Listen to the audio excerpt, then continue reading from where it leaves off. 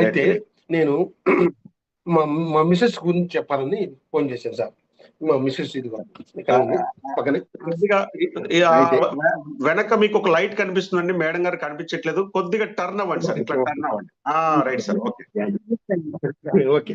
మా మిసెస్ కి problem chest ఉందండి సార్. చెస్ట్ వచ్చింది ఒక 6 నెలల క్రితం. చెస్ట్ ఆపరేషన్ చేయడానికి గుంటూరు ఎన్ఆర్ఐ హాస్పిటల్కి వెళ్తే మళ్ళీ అలాగే కూర్చున్నారు, వెనక లైట్ కనిపిస్తుందండి అంటున్నా మీ వెనక. చెప్పండి. అయితే ఎన్ఆర్ఐ హాస్పిటల్కి వెళ్తే అమ్మా నీకు హార్ట్ ప్రాబ్లం కూడా ఉంది, అది ఫస్ట్ అది చేయించుకొని ఇది చేయాలమ్మా, లేకపోతే ప్రాబ్లం అవుతుంది ఇది చేస్తున్నప్పుడు అని చెప్పారు. అవునా అని మళ్ళీ హార్ట్ చెక్ చేస్తే బెలూన్ వేసేసారు. బెలూన్ వేసిన తర్వాత మా అమ్మాయి మ్యారేజ్ సెట్ అయింది. మ్యారేజ్ సెట్ అయిన తర్వాత ఏమైంది, మ్యారేజ్ చేసిన తర్వాత 2 నెలల ముందు ఒకసారి, మ్యారేజ్ కన్నా 2 నెలల ముందు టెస్టింగ్కి రమ్మన్నారు. వెళ్తే అప్పుడు ఏమన్నారు, అమ్మ ఈ చెస్ట్ దగ్గర హార్ట్ బెలూన్ దగ్గర క్రాక్ వచ్చిందమ్మా, నీకు ఇంకా కంపల్సరీ ఓపెన్ హార్ట్ సర్జరీ చేయాలా అని చెప్పారు. సో ఇంకా డిసైడ్ మేమేంది మ్యారేజ్ పెట్టుకున్నాం సార్. మ్యారేజ్ అయిపోయిన తర్వాత పంపిస్తాను, వస్తాం సార్, మళ్ళీ ఓపెన్ హార్ట్ సర్జరీ చేయండి అని చెప్పాను.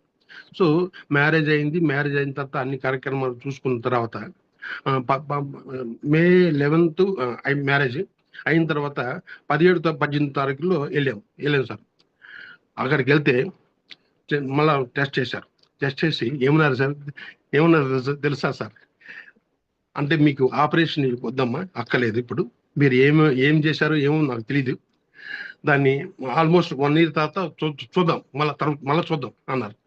ఇంకా ఏం చెప్పాలి సార్, ప్యూర్ సెల్ గురించి. అమోఘం సార్, అమోఘం అసలు.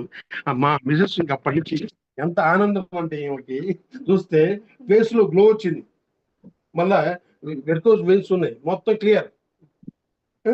ఎంత ఆనందం మాట్లాడలేదు, సిగ్గుపడుతుంది.